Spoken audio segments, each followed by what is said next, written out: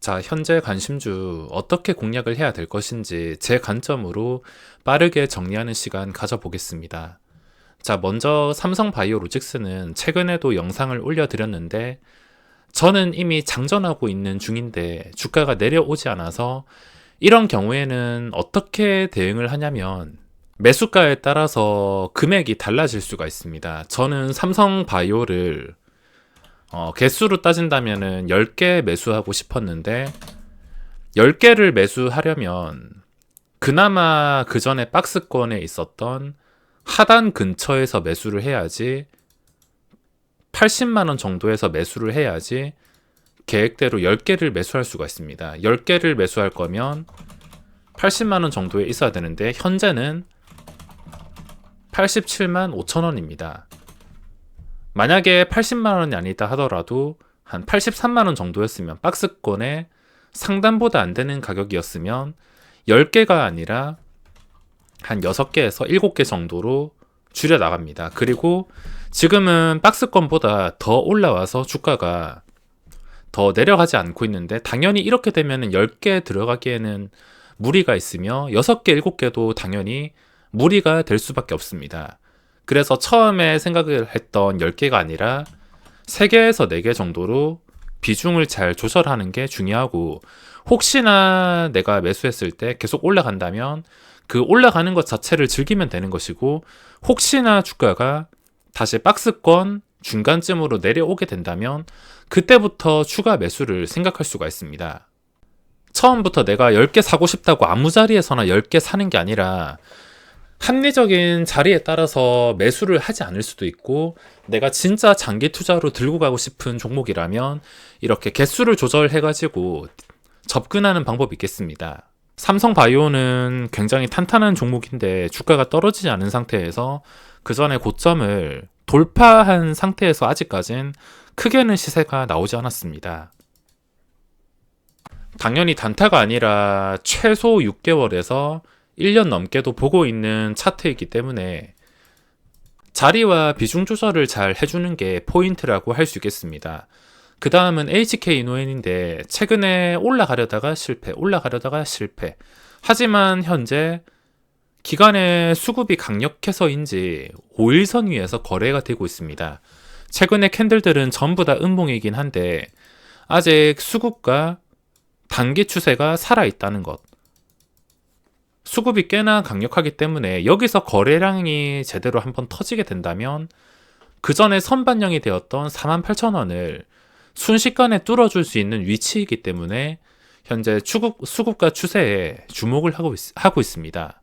자, 그 다음은 코스닥에서 가장 거래 대금이 많이 나온 위메이드가 있는데 아무리 외국인 단타가 많이 들어왔다 하더라도 다시 나가야 될 물량이라 하더라도 뭐 한 방에 내려 꽂는다기보다는 여러 번 해먹으면서 최대한 높은 가격에 매도할 목적이 있을 것이기 때문에 거래 대금이 가장 많이 나왔다면 혹시나 장중에 많이 빠졌을 때 시간의 거래에선 1% 정도 빠졌는데 제 목표 눌림치는 시간의 거래 마이너스 1.3%까지 계산을 해서 마이너스 3%에서 마이너스 4% 정도로 보고 있습니다. 만약에 이 구간까지 빠지지 않고 이대로 반등한다면 이미 선점한 매수세가 많기 때문에 그대로 포기하고 혹시나 목표 눌림치까지 내려오게 된다면 그때부터 밑에 호가의 단단함을 확인하면서 눌림목으로 접근할 수가 있겠습니다. 거래대금이 많이 나온 종목들은 항상 장대양봉이 나온 다음날에 눌림목 매매에 집중을 해줘야 됩니다. 자, 그 다음은 거래대금 10위에 유일 로보틱스가 있는데 시간의 거래에서 꽤나 많이 빠졌습니다. 3.4% 빠지고 최근에 외국인 단타를 보면 거의 18만 주 플러스 7만 주까지 해서 25만 주 정도에서 10만 주가 나갔습니다. 아직 반이 나가지 않았는데 주가가 시간의 거래에선 매수세가 부족했기 때문에 3.4%나 하락이 나왔지만 외국인 먹잇감이 되기 좋은 종목입니다.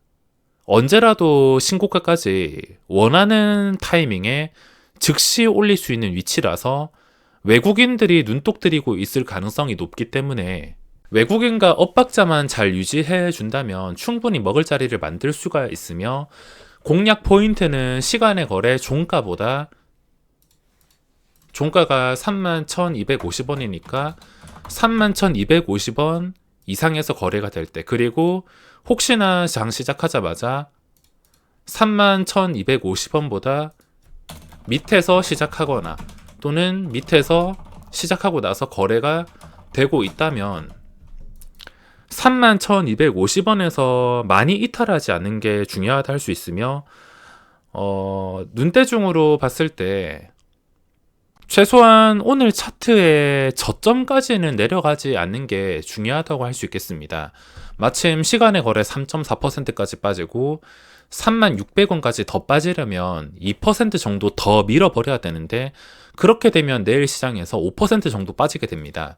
5%까지는 충분히 최근 변동성으로 감당할 수가 있는데, 5%보다 더 힘없이 빠져버리게 된다면 위험할 수가 있어서 적당히 31,250원 근처에서 단단하게 놀아주는 것을 확인만 할 수 있다면, 그 뒤로 외국인보다 먼저 들어와서 외국인들이 언제라도 고점을 뚫어주기를 기다리면서 적당히 먹고 빠지는 게 방법이라 할 수 있겠습니다.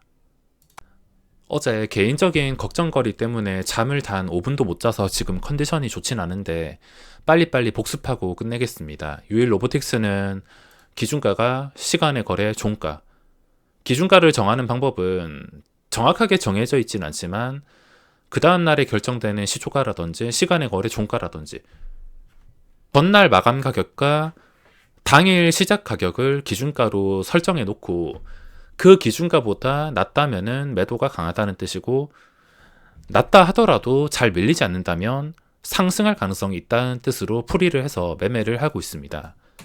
자, 그 다음은 현대에너지 솔루션인데 최근에 반응이 나와서 신고가를 돌파했습니다. 지금은 뭐 외국인 단타의 선택을 받은, 단타가 아니더라도 외국인들의 선택을 받은 카카오 7.5% 급등, 그리고 위메이드, 선택을 받은 종목들의 시선이 쏠려서 그런지 최근에 잠깐 반응이 나왔던 종목들이 쉬어가고 있는데, 현대에너지 솔루션 같은 경우에는 5만원 근처에서는 충분히 추세가 살아있다고 볼 수 있기 때문에 지금 다른 종목에 돈이 몰려갔다가 다시 이쪽으로 거래량이 몰리기를 기다리는 자리라 볼 수 있겠습니다. 혹시나 5만원을 깬다 하더라도 버틸 수 있는 선이 굉장히 쉽기 때문에 나는 굳이 여기서 수익을 내지 않아도 된다, 뭐 별 관심은 없다 하시는 분들은 당연히 그전 고점이 기준가일 것이고, 고점에서 5만원도 아니고 한 49,000원 이하 거리를 좀 많이 줄여가지고 이 줄인 가격에서 공략을 계산할 수도 있겠으며, 혹시나 장중에 잠깐 5만원을 깨게 된다면 5만원 근처에서 공략하는 방법도 있겠지만 주의를 해야 될 것은 이미 외국인들이 이렇게 대량 매수로 선점을 했습니다.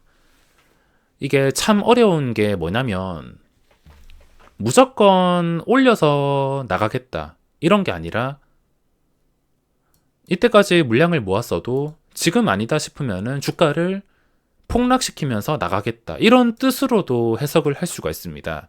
외국인의 선택이긴 하겠지만 여기서 주가를 한 5%, 7% 무너뜨리면서 나갈 수도 있고, 아니면 잠깐 불꽃놀이, 호가가 가볍다 보니까 이런 자리들을 이용해 가지고 잠깐 불꽃놀이에서 고점 근처까지 띄운 다음에 매도가 나올 수도 있겠습니다.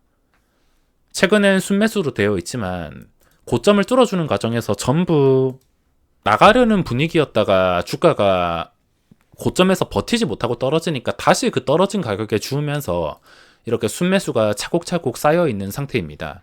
과연 쌓인 순매수를 띄어서 팔지 아니면 내리면서 팔지는 모르겠지만, 그 전에 신고가 근처 자리를 공략할 수 있다면은 손절도 충분히 적당한 선에서 탈출 기회를 여러 번 만들어 줄 수가 있겠습니다.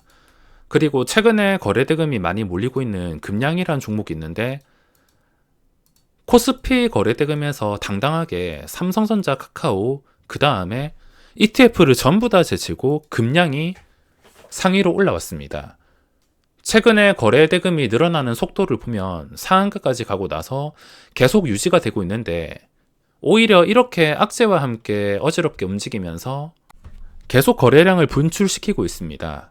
이런 경우에는 거래 대금 하나만 믿고 가는 방법도 있는데, 저는 내일 시장이 굉장히 중요하다고 생각을 합니다. 시간의 거래선 하락했지만 내일도 만약에 좀 심할 정도로 장중에 아무런 힘도 없이 한 7% 이상 빠져버리게 된다면 차트가 거래 대금이 아무리 많다 하더라도 좀 무너지고 투자 심리를 위축시키는 분위기가 될 수 있기 때문에, 내일 시장에서는 뺀다 하더라도 한 2% 이내로 빼고, 차라리 내일 시장에서도 올라야지 만원 호가로 진입을 해서 단일가까지 들어가던가, 단일가 들어간 다음에 더 크게 시세가 나오던가, 그런 그림까지를 기대하기 위해서는 내일 시장에서는 빠져봤자 1, 2% 정도로 마감을 하는 게 좋을 것 같습니다. 자, 그 다음은 박셀바이오인데, 저는 매매를 하면서 돌다리가 단단한지 두들겨 보고 건너는 습관을 기를 필요가 있다 생각을 하기 때문에, 내일 시장에서는 바로 급등한다면 따라 붙지는 못하겠는데, 혹시나 내일 시장에서도 이것도 금량과 마찬가지로 한 빠져봤자 마이너스 1, 2%로 끝난다. 내일은 뭐 마이너스보다는 금량은 마이너스가 나와도 되지만 박셀바이오는 웬만해서는 1%라도 플러스에서 마감을 한다면 다음 주에서 추가적인 시세를 기대할 수가 있을 것입니다. 금량이랑 박셀바이오는 내일 단단한지를 확인시켜주는 자리이며, 단단함이 확인됐을 때는 다음 주 시장에서 공략이 가능할 것 같습니다. 자, 그리고 마지막으로 분류를 하자면 보로노이란 종목을 제가 8월 2일인가 3일부터 관찰을 하기 시작을 했는데, 자, 이 추세가 아주 멀쩡하고 신고가를 뚫어줄 가능성이 보였기 때문에 최근부터 계속 관찰을 하고 있습니다. 당연히 황금선을 따라서 대응을 할 것이며, 아마 오늘까지만 분석을 하고 다음에는 이야기를 하지는 못할 것 같습니다. 지금 분위기를 살리기 위해서는 황금선 위에 있는 시간이 길어지면 길어질수록, 시간이 지났을 때 뭐 기관 투자자든 외국인 단타든 누구라도 들어와서 고점을 한 번쯤은 노려볼 수 있는 자리라서 분류를 하게 되었습니다. 자, 이렇게 스윙까지 생각하게 만드는 종목들이 나오고 있는데, 8월 시장 이제 출발입니다. 8월 시장 꼭 대박 나시길 바라며 오늘 영상은 여기서 마무리하겠습니다.